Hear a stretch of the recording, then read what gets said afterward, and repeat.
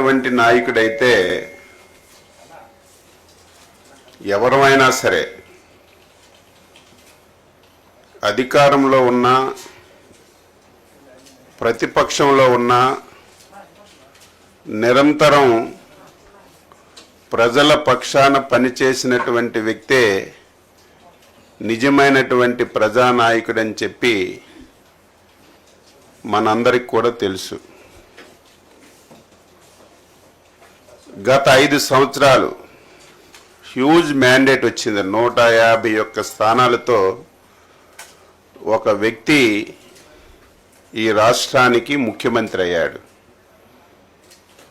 అధికారం ఉన్నటువంటి 5 సంవత్సరాలు కేవలం ప్యాలెస్కే పరిమితమై ఈ రాష్ట్రంలో ఏమి జరుగుతుంది, ప్రజలు ఏ ఇబ్బందులు పడుతున్నారు,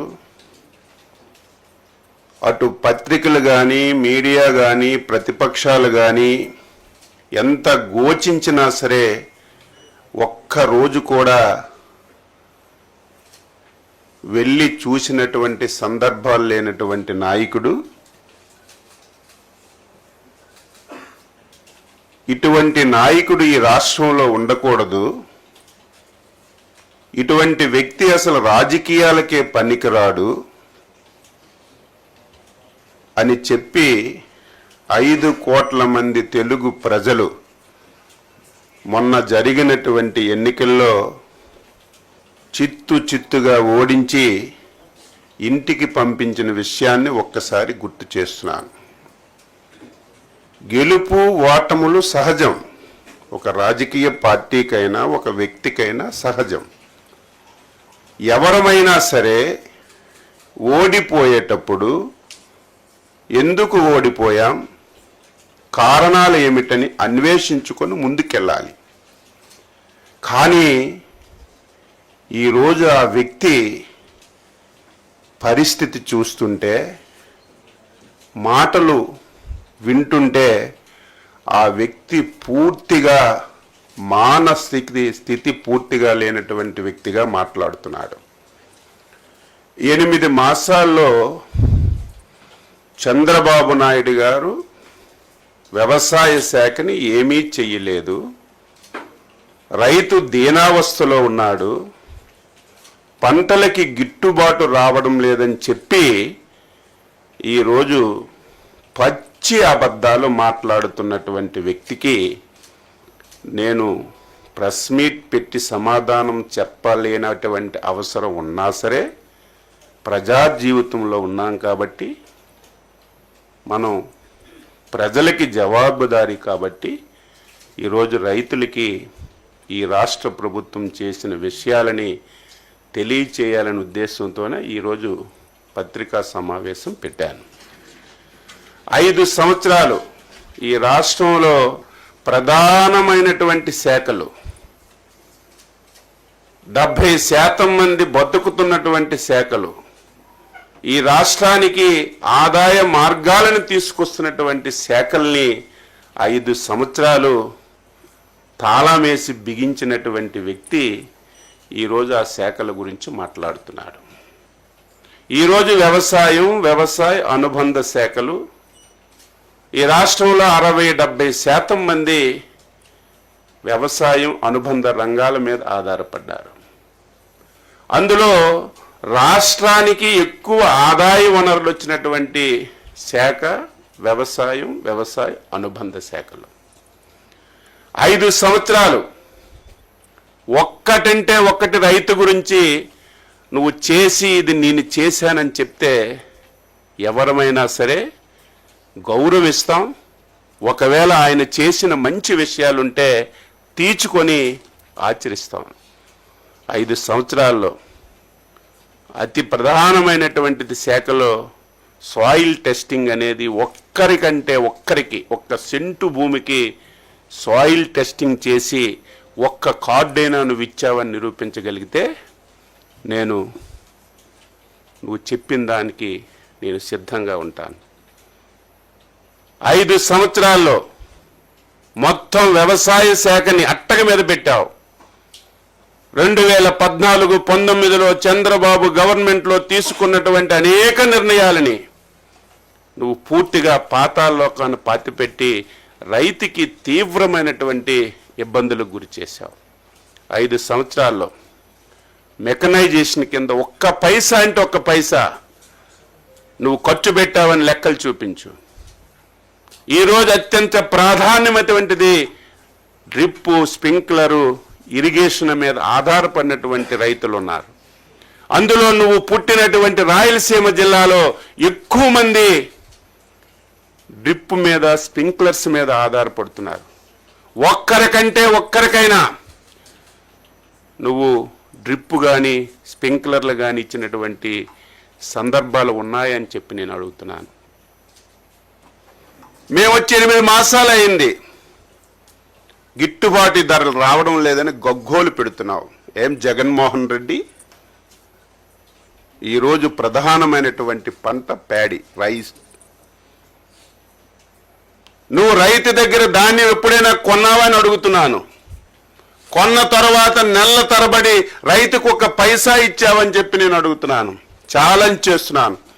మేము అధికారం వచ్చిన నాటికి 1600 కోట్లు ధాన్యం కొన్నటువంటి రైతులకు నువ్వు బకాయి ఉంటే, ఆర్థికంగా సమస్యలున్నా ఇబ్బందులున్నా రైతే మనకి ప్రాధాన్యతని 1600 కోట్లు నువ్వు పెట్టినటువంటి బకాయిలు తీర్చినటువంటి ప్రభుత్వం ఈ ప్రభుత్వం కాదని నువ్వు చెప్పగలవని అడుగుతున్నా. ఈ సంవత్సరం ఖరీఫ్లో ధాన్యం కొన్నటువంటి 2 గంటల్లోనే రైతుకు డబ్బులు ఇచ్చి ఆదుకున్నది మా ప్రభుత్వం కాదో అవునో నువ్వే సమాధానం చెప్పాలి. ఈరోజు ఏ పంటకి ఇబ్బంది వచ్చినా, మొన్న కందులకి ఇబ్బంది వస్తే నాఫెడ్ని దించుకున్నాం. టమాటా ధర తగ్గిపోతే మార్కెట్ కమిటీల ద్వారా ఒక రేట్ ఫిక్సేషన్ చేసి టమాటాలు కొని మార్కెట్ యార్డుల ద్వారా, రైతు బజార్ల ద్వారా అమ్మక చేశాం. ఇవన్నీ ఈ 8 మాసాల్లో ఎరువులు ఎక్కడైనా సరే లేవని చెప్పి ఎవరైనా చెప్పారా? బఫర్ స్టాక్స్ పెట్టాం. ప్రకృతి విపత్తులు నువ్వెప్పుడైనా ఇన్సూరెన్స్ కానీ ఇన్పుట్ సబ్సిడీ కానీ ఇచ్చిన దాఖలాలు ఉన్నాయా? మేము అధికారం వచ్చిన తర్వాత 5 సార్లు సైక్లోన్లు వచ్చాయి, తుఫాన్లు వచ్చాయి. వెంటనే ఎన్యూమరేషన్ చేసి ఈస్ట్ వెస్ట్ గోదావరికి వస్తే 34 కోట్లు ఇచ్చాం. ఈరోజు కృష్ణా జిల్లాలో వరదలు వస్తే 20 రోజుల్లో ఎన్యూమరేషన్ చేసి రైతుకి, కౌలు రైతుకి డబ్బులు ఇచ్చింది మా ప్రభుత్వం కాదో ఒక్కసారి నువ్వు చెప్పమని చెప్పి ఈ సందర్భంగా కోరుతున్నాను. ఈరోజు గుంటూరు మిర్చి యార్డ్ దగ్గరికి వెళ్ళాం. అబద్ధాలంటే అబద్ధాలు. అసలు ఎవడైనా నవ్వుకుంటాడని కూడా చూడకుండా ఇప్పుడే ఆకాశం నుంచి వచ్చినటువంటి వ్యక్తిగా మాట్లాడుతున్నాం. జగన్మోహన్ రెడ్డి, మాకంటే ముందు 5 సంవత్సరాలు ఈ రాష్ట్రానికి నువ్వు ముఖ్యమంత్రి. గుంటూరు మిర్చి యార్డ్ ఇప్పుడే పుట్టలేదు, నువ్వు ముఖ్యమంత్రి ఉన్నప్పుడు పుట్టింది. అంతకుముందు చంద్రబాబు నాయుడు గారు ముఖ్యమంత్రిగా ఉన్నప్పుడు కూడా గుంటూరు మిర్చి యార్డ్ ఉంది. దాని చరిత్రను ఒకసారి తెలుసుకోకుండా ఇష్టానుసారంగా చెప్పిందే చెప్తే, అబద్ధాలు చెప్తే, ఒక పనికి మాలిన పేపరు, టీవీ ఉందని స్క్రోలింగ్ లేస్తే ప్రజలు నమ్ముతారనుకుంటే నీ అవివేకం అని చెప్పి నేను ఘంటాపదంగా చెప్పదలిచాను. ఈరోజు మిర్చి ఈ దేశంలో తెలంగాణలో పండుతుంది, మధ్యప్రదేశ్లో పండుతుంది, కర్ణాటకలో పండుతుంది, వెస్ట్ బెంగాల్లో పండుతుంది. అదే మన రాష్ట్రానికి వస్తే ఒక 11 జిల్లాల్లో మిర్చి పండుతున్న విషయం నాకు, మీకు, ఈ రాష్ట్ర ప్రజలందరికీ కూడా తెలుసు. మిర్చి మాట్లాడితే ఒక విషయం చెప్తాడు. మేము ఉండేటప్పుడు 20,000 రూపాయలు ఉండేది, చంద్రబాబు నాయుడు వచ్చాక 13,000కి తగ్గిపోయిందని చెప్పి మాట్లాడుతున్నాడు. ఇది నేను సొంత కవిత్వం కాదు, ఇది ఆన్ రికార్డ్. ఏ డిపార్ట్మెంట్ దగ్గరైనా సరే రికార్డు ఉంటుంది. గత 10 సంవత్సరాలు మిర్చి ధరలను తీసుకున్నాను ఒకసారి. 2015-16 నుంచి 2024-25 వరకు ఏ సంవత్సరం ఎంత ధర మిర్చికి ఉందని అన్ని సంవత్సరాలు చూస్తే మ్యాక్సిమం 11,000 నుంచి 13,600 వరకు ఉంది.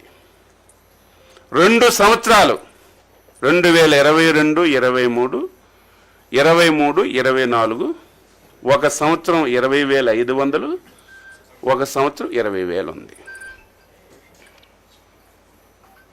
ఇది నేను ఏదో 13,000 ఉంది, 14,000 ఉంది, రైతుకి ఇప్పుడు ఇచ్చేస్తున్నామని చెప్పి నేను ప్రభుత్వం తరపున చెప్పడానికి సిద్ధంగా లేను. ఈరోజు మిర్చి రైతు ఇబ్బందుల్లో ఉన్నాడు. ఎందుకంటే ఆ రోజుకి ఈ రోజుకి పెట్టుబడులు పెరిగాయి, పెస్టిసైడ్స్ రేట్స్ అన్నీ పెరిగాయి, కూలీల రేట్లు పెరిగాయి. ఇబ్బందులు ఉన్నటువంటి విషయం కూడా ఈరోజు మేము గ్రహించాం. నీలాగా చేతులు కొట్టుకొని ముడుచుకొనో, నీలాగా ఎవరో పేపర్ మీద రాస్తే చదవడమో ఈ ప్రభుత్వానికి, ఈ ప్రభుత్వంలో ఉన్నటువంటి మాకు అవసరం లేదని చెప్పి తెలియజేస్తున్నాను. ఎంత తెలివైన వాడంటే జ్ఞానమున్న ఏ వ్యక్తి కూడా చేయడు. దంపుడు ఉపన్యాసం ఇచ్చావు కదా జగన్మోహన్ రెడ్డి, దీని ఒక్కదానికి నువ్వు ఆన్సర్ చెప్పు. ప్రభుత్వం మద్దతు ధర ఎప్పుడు ప్రకటిస్తుంది?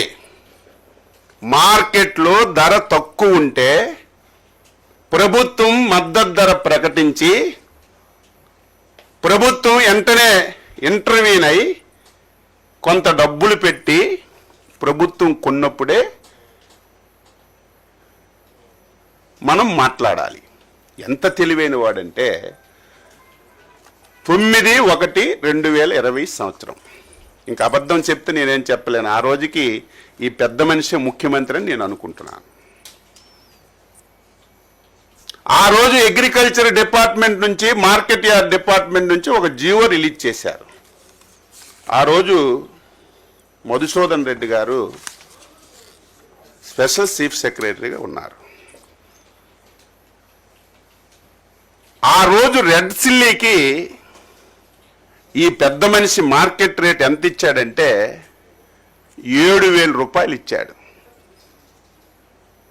ఈ పెద్ద మనిషి 7,000 రూపాయలు మార్కెట్ రేటు జీవో రిలీజ్ చేసిన నాటికి గుంటూరు మార్కెట్ యార్డ్లో రేటు 12,000 రూపాయలు ఉంది. ఇటువంటి పిచ్చి పనులు నువ్వు చేసి, ఇటువంటి దారుణాలు చేసి ఈరోజు రైతు మీద గగ్గోలు పెడుతుంటే ఎవడు నమ్ముతాడని చెప్పి నేను తెలియజేస్తున్నాను.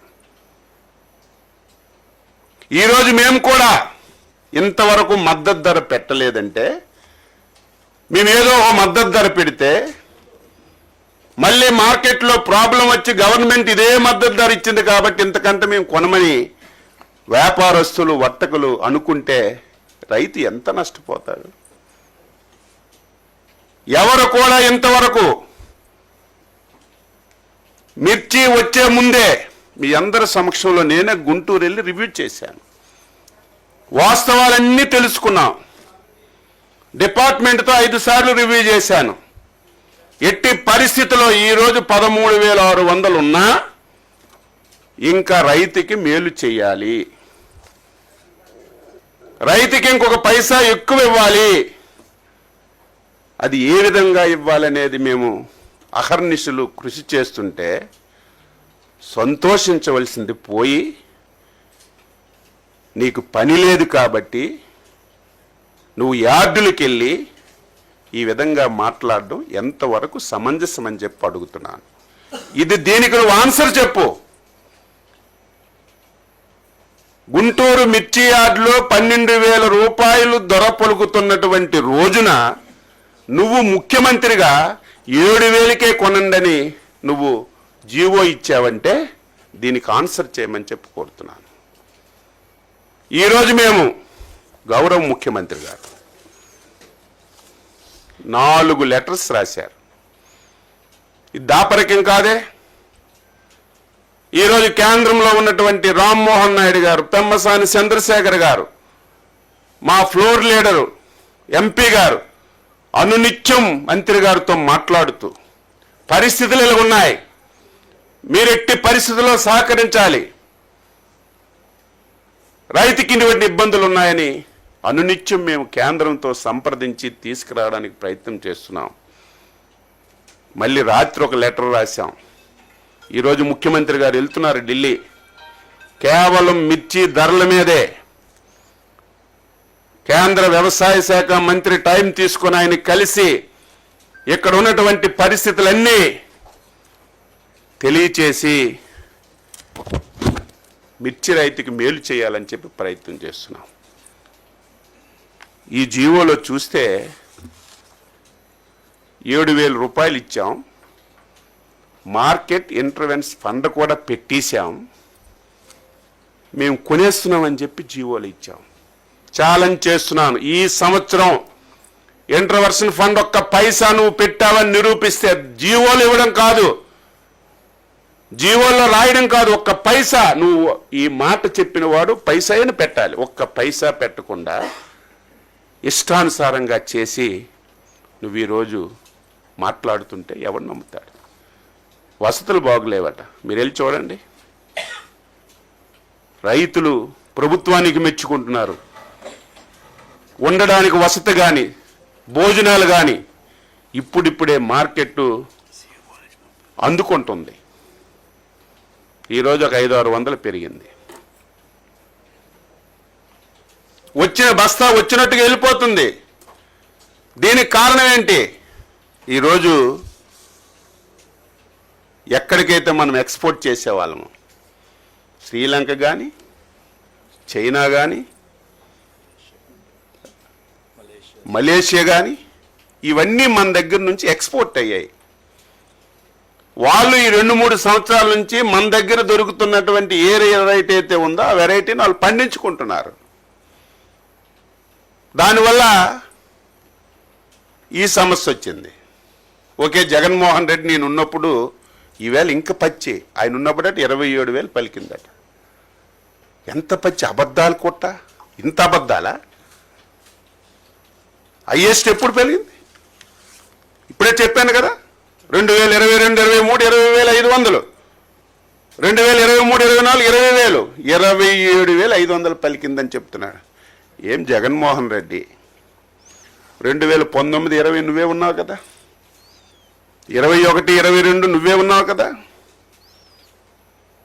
21, 22, 23 వరకు నువ్వే ఉన్నావు కదా. ఆ 3 సంవత్సరాలు ఎందుకు పెంచలేదు? 13,000 నుంచి 22,000.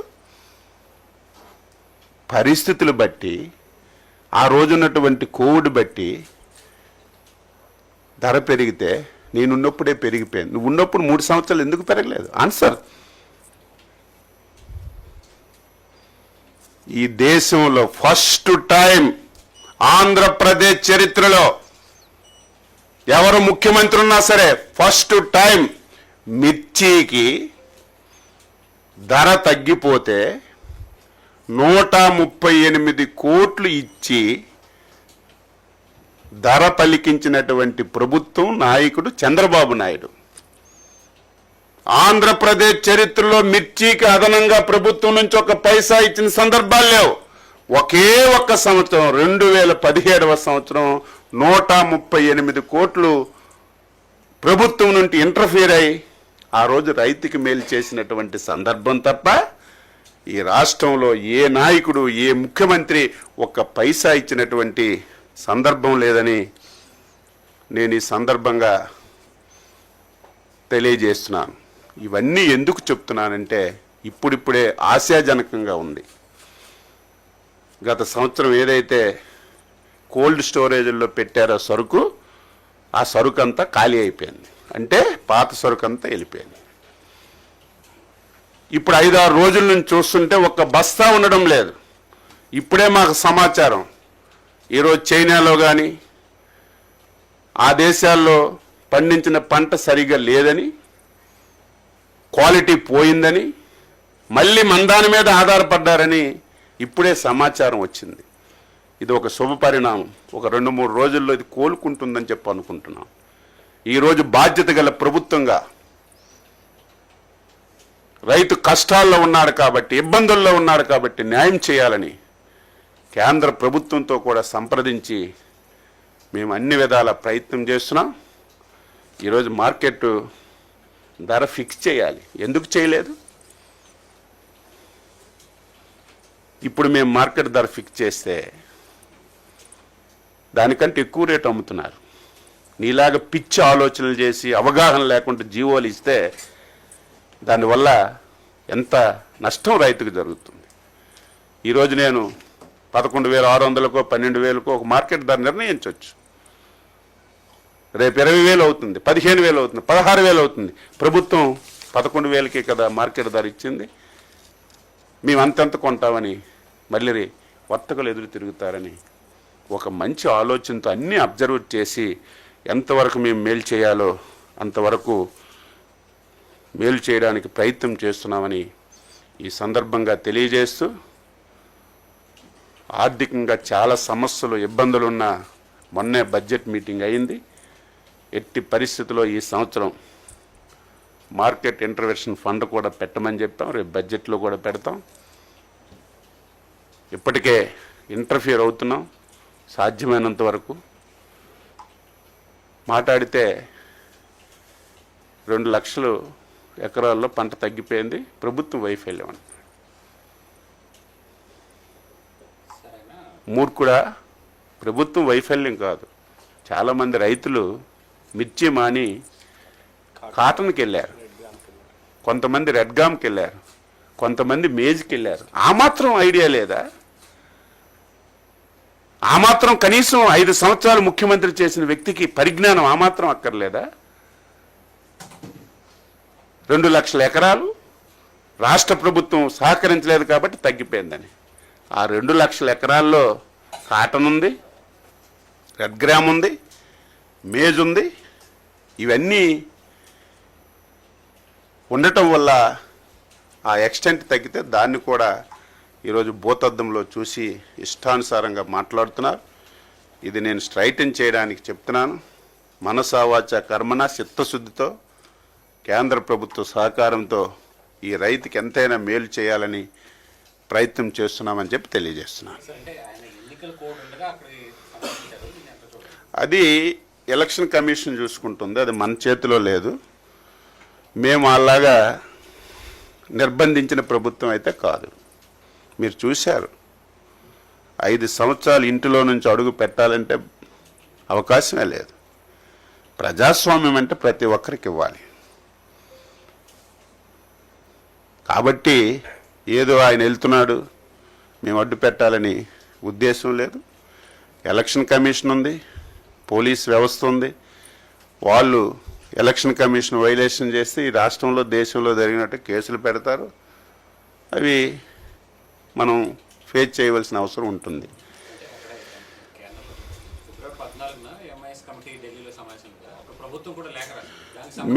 మేము అంటే నేను జరిగిన విషయం మీకు చెప్పాలి. మేము 4 లెటర్లు రాసాం. ఏదైతే కమిటీ ఉందో మేము చెప్పిన దానికి రికమెండ్ చేస్తూ గ్రూప్ ఆఫ్ మినిస్టర్స్కి పంపించినట్టుగా సమాచారం. ఇది నాకు ఢిల్లీ నుంచి వచ్చినటువంటి సమాచారం. మళ్ళీ వేళ అందుకే ప్రెజెంట్ చేసి మళ్ళీ ఒకసారి కేవలం దాని గురించే అసలు రేపు వెళ్ళవాలి ముఖ్యమంత్రి గారు. కేవలం ఈ మిర్చి గురించి వ్యవసాయ శాఖ మంత్రి గారికి కలవడం గురించి, గతంలో ఇచ్చినటువంటి రిపోర్టు పాజిటివ్గా ఉంది, మీరు కూడా కన్సిడర్ చేయండి అని చెప్పడానికే వెళ్తున్నాం. మేము ఇచ్చిన లెటర్ మీద కమిటీ పాజిటివ్గా ఉంది, గ్రూప్ ఆఫ్ మినిస్టర్స్కి వెళ్ళింది. 1-2 రోజుల్లో పాజిటివ్గా వస్తుందని నేను అనుకుంటున్నాను.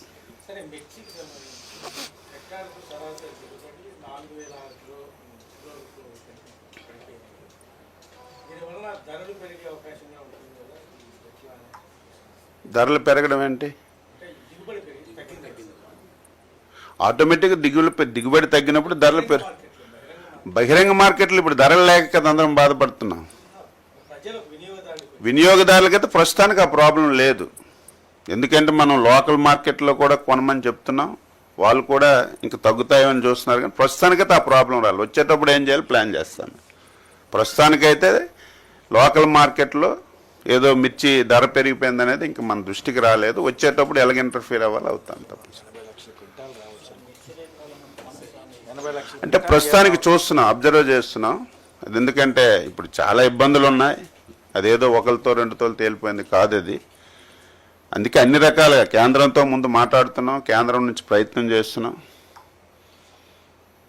మళ్ళీ ఆశాజనకంగా ఉంది, మీరు చూస్తున్నారు. ఈవేళ పాజిటివ్ ట్రెండ్ వచ్చింది, కొంచెం కొద్దిగా 500 పెరిగిందని బయట నుంచి కూడా సమాచారం. ఎందుకంటే ఎక్కడైతే మనకి ఎక్స్పోర్ట్స్ ఉన్నాయో ఆ ప్రాంతాల్లో మిర్చిపోయింది మన ఎగుమతులు. ఎందుకంటే దానికి ఉదాహరణ ఏంటంటే గత వారం రోజుల నుంచి మీరు వెళ్ళి చూడొచ్చు, వచ్చిన బస్తా వచ్చినట్టుగా వెళ్ళిపోతుంది. ఒక్క నిమిషం వెయిట్ చేయడం లేదు, వచ్చిన బస్తా వచ్చినట్టుగా వెంటనే ఎక్స్పోర్ట్ అవుతుంది. కాబట్టి ఇదొక మంచి ట్రెండ్ అవుతుందని చెప్పి భావిస్తున్నాం.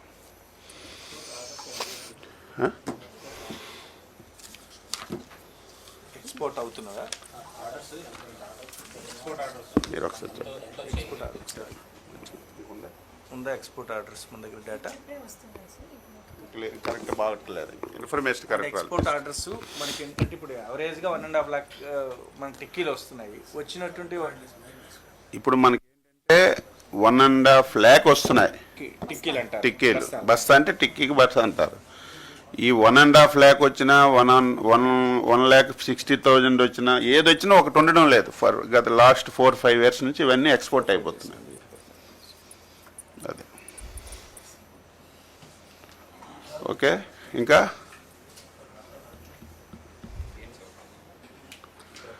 అంటే ఒప్పందం కాదు, ప్రకృతి సేద్యం సపోర్ట్ తీసుకుంటున్నాం. ఎందుకంటే హ్యూజ్ క్వాంటిటీ 5 లక్షలు ఎకరాల్లో ఈసారి ప్రకృతి సేద్యం చేయాలని చెప్పి అనుకుంటున్నాం. దీనికి ఇంటర్నేషనల్ మార్కెటింగ్ కానీ, తర్వాత టెక్నాలజీ జోడించి కానీ, ట్రేసిబిలిటీ కానీ, మిగతా ప్రాంతాల్లో గ్లోబల్గా ఎక్కడెక్కడ ఏముందో అన్నీ తెలుసుకొని మన రాష్ట్రంలో ఎక్కువ ప్రాధాన్యత ప్రకృతి సేద్యానికి ఇవ్వాలని ముఖ్యమంత్రి గారి యొక్క ప్రధాన ఉద్దేశం. అందులో అమెరికా నుంచి నిష్ణాతులైనటువంటి వారు 3 వచ్చారు. ప్రకృతి సేద్యంలో విజయం సాధించిన వాళ్ళు. ఒక లేడీ పేరు ఏదో ఉందో మీకు ఇస్తారు, అది ఆవిడ ఈ వాతావరణ సమతుల్యతల మీద పరిశోధన చేసేవాళ్ళు. ఒకరు గ్లోబల్ మార్కెట్ని, ఇక్కడ బనానా పండుతుంటే ఎక్కడ తీసుకెళ్ళాలి, ఇక్కడ మ్యాంగో వస్తే ఎక్కడ తీసుకెళ్ళాలి, ఆంధ్రప్రదేశ్లో వచ్చిన ప్రతి ప్రోడక్టు ఎక్కడ తీసుకెళ్తే రేట్ వస్తుంది, ఇవన్నీ ఒకసారి తయారు చేయాలని చెప్పి గంటన్నర కూర్చున్నాం. మరొక 2-3 రోజుల్లో వాళ్ళు రేపు ఎల్లుండి ఫీల్డ్కి కూడా వెళ్తారు. చూసి వచ్చిన తర్వాత ఒక ప్రాజెక్ట్ తయారు చేసి అప్పుడు ఎంఓఐ అవుతాం. అగ్రికల్చర్ అండ్ హార్టికల్చర్ లేదు ఎందుకు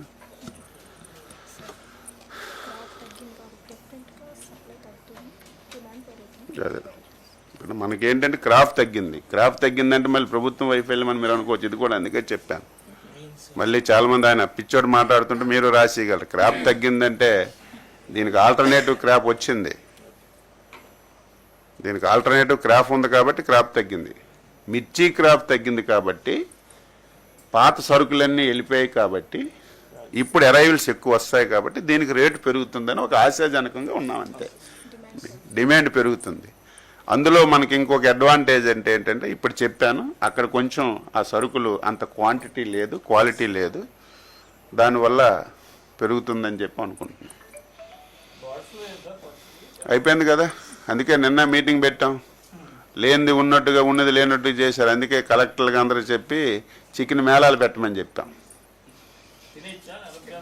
ఎవరైనా తినొచ్చు. ఇప్పుడు నువ్వు పెడితే నేను తింటాను, నో ప్రాబ్లం. లేదు అంటే ఒకసారి ప్యానిక్ క్రియేట్ అయింది, భయం ఉంటుంది ఎవరికైనా, కానీ లేదు. కొని తినమంటే భయపడుతున్నాను. నిన్న ఎవరో 2 లక్షల కోళ్ళు పంచితే మొత్తం తినేశారట. నిజంగా నిన్న వచ్చారు కదా, నిన్న కమిటీ వాళ్ళు వచ్చారు. మొన్న ఎప్పుడో చిత్తూరు జిల్లాలో 3 లక్షల కోళ్ళు 3 నిమిషాలు పంచేసేట్టు పట్టుకెళ్ళిపోయారండి.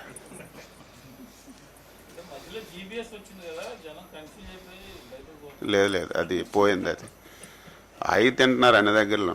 నిన్న కొంచెం ఉంది. అందుకే మనం ఏంటంటే మళ్ళీ ధైర్యాన్ని ఇవ్వాలి. మళ్ళీ కాన్ఫిడెన్స్ ఇవ్వాలి కాబట్టి అందుకే ఆఫీసర్స్కి వీళ్ళందరికీ చికెన్ మేళాలు పెట్టమన్నాం. వాళ్ళు ఎవరైతే ఈ పౌల్ట్రీ యూనియన్ ఉందో వాళ్ళు కూడా మేము ఎక్కడికక్కడ పెడతామండి, మీరు పార్టిసిపేట్ చేయండి అన్నారు. అది స్టార్ట్ చేస్తాం. వాళ్ళు అన్నీ రెడీ చేసి పెడతారు, అఫీషియల్గా పెట్టమని చెప్తాం. ఇప్పుడు మేము కోడ్ ఉంది, లేకపోతే మేమే వెళ్తాం, ఈ లోపల కలెక్టర్స్కి వెళ్ళి పెట్టమని చెప్తాం. అంతేగా, తిన్నావు కదా ఇప్పుడు. ఎక్కడ ప్రాబ్లం లేదు అసలు దేశంలో ప్రపంచంలో బర్డ్ ఫ్లూ అనేది ఎప్పుడు ఉంటుంది, అది మనుషుల ప్రాణంతో సంబంధం లేదు. ఇది ఒకసారి సోషల్ మీడియాలో ఇక్కడ నేను అదే చెప్తుంటే ఆశ్చర్యపోయాం. అది ఎప్పుడూ జరుగుతుంటుంది. దానివల్ల పౌల్ట్రీ రైతు నష్టపోతాడు తప్ప ఎప్పుడు పబ్లిక్ ఇబ్బంది ఉండదు. కానీ ఈసారి ప్యానిక్ వచ్చింది, అందుకే వెంటనే కంట్రోల్ చేసాం. ఇప్పుడు సిస్టమేటిక్గా ఆఫీసర్స్ని అందరిని ఉపయోగించాం. నేను కూడా మధ్యాహ్నం ఎప్పుడు మనకు ఒక 1200 పౌల్ట్రీస్ ఉన్నాయి, ఒక 1800 చిన్నవి ఉన్నాయి. వాళ్ళందరితోనే ఆఫీసర్స్తోనే ఒకసారి కాన్ఫరెన్స్ తీసుకొని మళ్ళీ వాళ్ళందరికీ కాన్ఫరెన్స్ ఇద్దామని చెప్పేసి చెప్తాం. నిన్న అనుకున్నాం, చెప్తాం, నీకు పిలుస్తాం.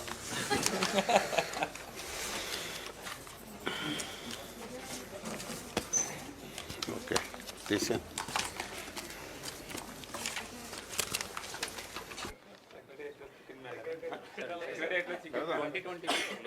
ఎంఎస్పీ 7,000 ఇచ్చారు సార్. అప్పుడు రైతులకి ఎంత నష్టం వచ్చింది సార్? అంటే బయట మార్కెట్లో ఏమో రేట్ ఎక్కువ ఉంది, ప్లస్ వాళ్ళు ఎంఎస్పీ 7,000 పెట్టారు. ఇప్పుడు ఎంత అది ఒకసారి క్యాలిక్యులేట్ చేస్తున్నాను నేను. నేను అనేది ఇప్పుడు అది కూడా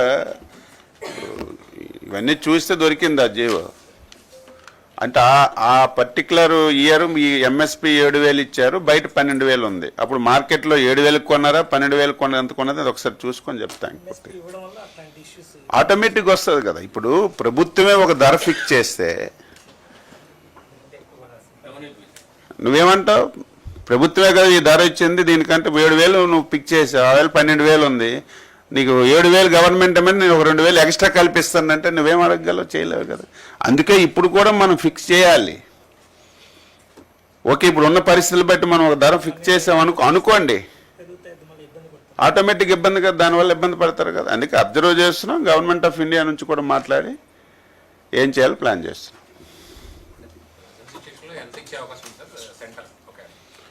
సెంటర్ ఇప్పటికైతే 10,080 రూపాయలు ఎంత ఉంది సెంటర్, నేను అనుకుంటున్నాను. అంతే కదమ్మా, 10,135 రూపాయలు ఐసీఆర్ రేట్ ఫిక్స్ చేసింది. ఇప్పుడు అది మనం మాట్లాడుతున్నాం, ఎక్కువ చేయమని మాట్లాడుతాం, ఎంత అనేది డిసైడ్ చేస్తాం. పెరుగుతూ వస్తుంది కాబట్టి మనం ఎక్కువ ఇవ్వమని డిమాండ్ చేస్తున్నాం వాళ్ళకి. ఓకే, క్లారిటీ వచ్చింది అందరికీ? ఓకే,